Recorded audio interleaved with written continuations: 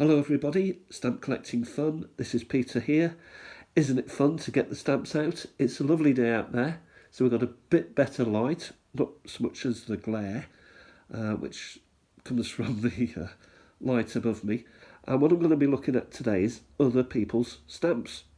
So what do I mean about it? Haven't I got enough to be going on with my own stamps without looking at other people's stamps?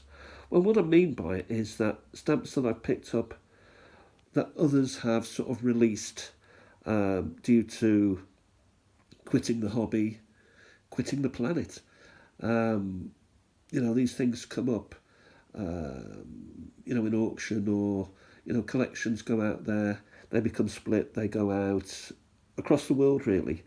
Sometimes as individual stamps, sometimes as thousands of stamps, sometimes as albums, sometimes simply as sheets. And I've managed to pick up a few sheets, so I thought I'd have a look at some of my sheets today. So what have we got here first? Well, first of all, I created I'll show you what I got here. I found a sheet. It had 20p on it, so it's got to be bought. By the way, I didn't pay 20p for it. I paid for a number of sheets on eBay, and this is probably one of those sheets.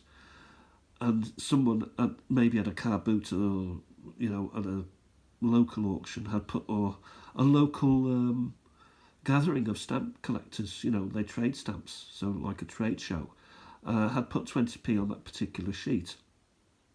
So it has come along with, with other stamp sheets. And I bought a lot, by that I mean a lot with a capital L, of sheets. And this is one of them. So what did I do? I decided to leave the stamps as they were. I don't want to damage these stamps. Actually, they may be.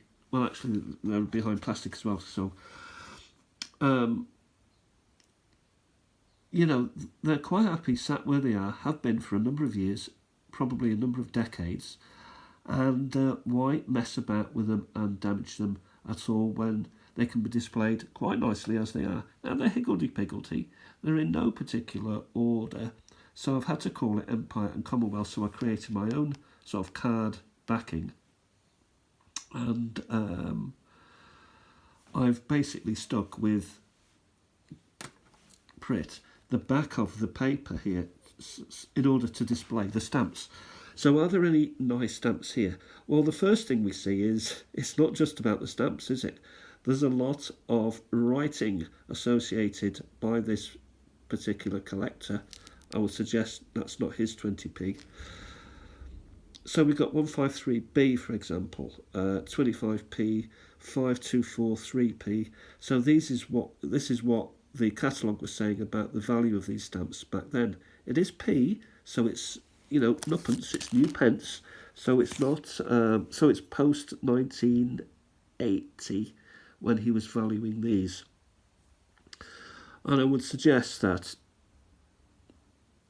I would seriously suggest that the prices then, even then, with inflation, these stamps have deflated over time as to their value to this day. That's nice. Otherwise cancel there. I may have to investigate that after. So we've got sort of modernish stamps. By that I mean, that's got a P on it there. These have got Ds, but again, in the scheme of things, they're quite modern. They're quite new. But what is interesting is, what's interesting in itself is that these were the values then.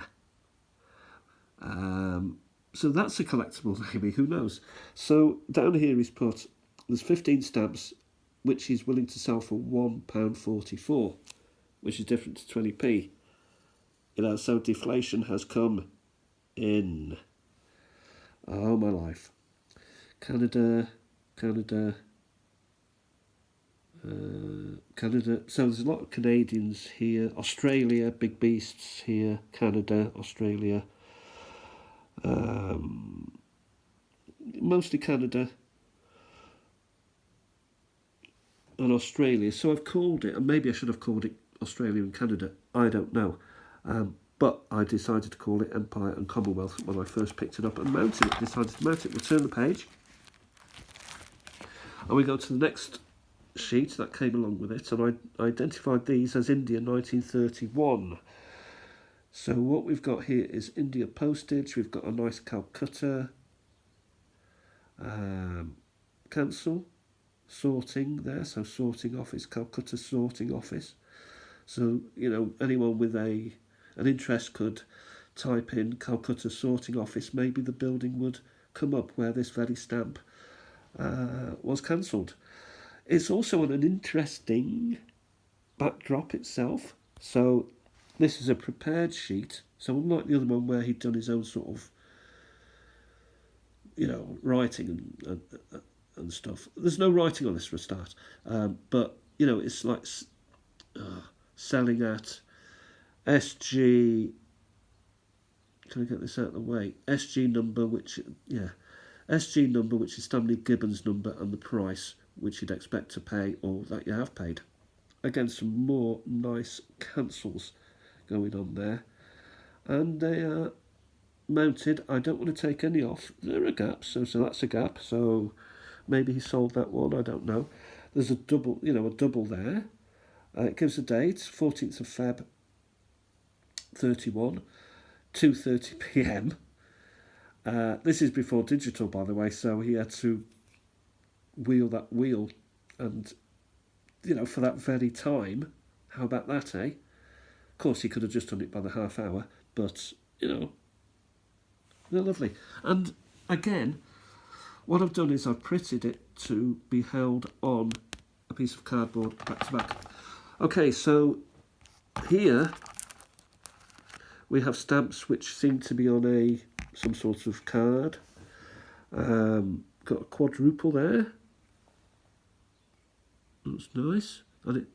I did some research and decided to add what I could find out about the stamp underneath. So this was produced between 1911 and 1922, for example. Got a nice service cancel overlay, overprint. 22, India, 1949, Bodh Gaya Temple. So I was interested in that. What was that building, for example? And then we've got a Queen Victoria stamp here. 1882 to 90. The King George V Victory stamp, 1946. Plucking Tea, 1938. George V, 37, 64, so independence has come and gone. 1950, this is the inauguration of the Republic of India itself, 26th of January 1950, as you can see there. So that's quite a nice one to go with there. And then we've got this sort of creature. Service postage, India, 15 rupees, maybe, I don't know. 15 NP. So that's what I was looking for there. What is the NP for? So it's Naya Paisa. I don't know. 1957, again, a good old Queen Victoria one there, 1882 for Anna, and a more modern one. So that was quite nice.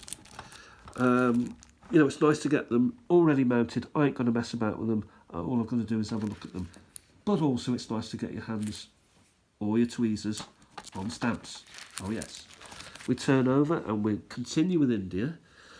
So again, this sheet I printed up. I won't bore you with going through every stamp, but again we've got all the places where the collector could have, if he had decided to do so, place the Stanley Gibbons number, the price, etc. 1911. He's filled out all the areas, and there's also green and a brown one. So a 6 annas there and a 4 anna there with the green. Continuing on, he obviously was interested in these sheets because now he's got a 1941 India sheet, you would call it, all filled, though a bit like Green Shield stamps, he's sort of overlaid one that doesn't actually fit in there.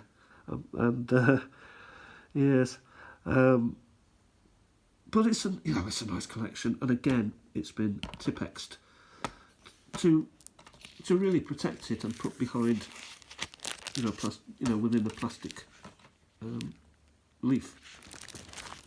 Okay, we continue now, and also that came was another sort of mixed match of different countries.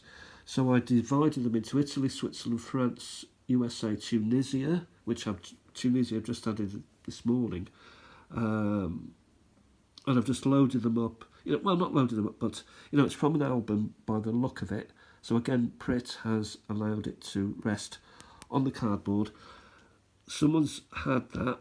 It ain't me. The other thing I find fascinating is his notes, or not. Note. I don't know what that says, but he's put little annotations by the stamps. So he's already told me that this is 1909. The Italian stamps are 1909. Now, did I make? I'm sure I made some brief notes. Let's see if I can remember. Anyway, that's Victor Emmanuel, who was the king of the Italians back in the day. Back in those days, he was. And it is a 1909 stamp, and he's put also the value of what he believes the stamp to be, which is a halfpenny, this sort of thing. So again, we've got a piece of history, not just from the stamp, but from the notes. We go further down, France, 1916, around about 1916, 1900s, 1916, 17, 18, 20, that sort of thing. The Sower, iconic stamps. And again, half a penny for that, a halfpenny, halfpenny for that. They weren't worth anything now, and they weren't worth anything then. Then we've got the Blue Washington, the Washington Blue, which was from 1919, here and there. Some was reefed out, 1, 2, 3, 4 stamps, so maybe there was something there. However, he hasn't put the notes. Oh, has he? No, he hasn't. Yes, he has actually. Has he? Yeah, I think what's happened is he's put something there like 1 and 4pence maybe for that stamp, and someone thought that's a good stamp. 1 and 4pence, I'll have that. 1 and 2pence. Yeah, that's right. So half a D there. 1 and something. So suddenly anything that's worth a shilling has been taken out at some time, and maybe these have, with inflation, increased with value. I don't know. What I do like is this railway stamp, which is a 1901 stamp. Or certainly, it's don't quote me on this. Do your own research. But what I could find out about it was around about 1901, and it's a train stamp, but what I like is the cancel, the overwrite, the overprint maybe. I think it's probably part of the cancel, so it's something station, which fits with the train, doesn't it? And here we have a boat or a ship. Now these can become quite desirable because there was a run that had the ship upside down, a bit like that plane, but this one was a ship. And yeah. Again, we've got some notations here, and also we've got a couple of stamps at the bottom. I've added Tunisia today because I think we saw some of these Turkish coat of arms in the previous video, and I thought, you know what, with my memory, I've got to write on top of it Tunisia. There's just one final sheet. I've gone on a little bit long there, and this is the Philippines, so I've got Philippines there. Again, it's from the stamp album itself. I don't want to take these out and put them in my own album. Why? Why would I do that? You could say, well, Peter, you could, finish your collection or start a new collection in your own album. No, I prefer really to mount these pages which have had big bites taken out of it. Someone's just ripped it out of an album. Look at that. And rather than do any damage or make it even worse, you know, this page itself is a piece of history almost. I'm exaggerating a bit, aren't I? I don't want to make matters worse for this album page. It's been through it enough as it is. These are Filipino stamps. Oh, these are American stamps when the Americans took over at the end of the First World War, possibly. So there's an overprint there. Look at that. Philippines. Whether that gives them any more value, I doubt. That's it, really. So I hope you've enjoyed this video, and I'm not going to ask you any questions such as what do you do with your album sheets, but that's what I do with mine. I hope you have a fantastic day, sun shining, the winds have died down, all my bins are back outside and in one piece, and I'll talk to you soon. Bye for now. Thanks for watching.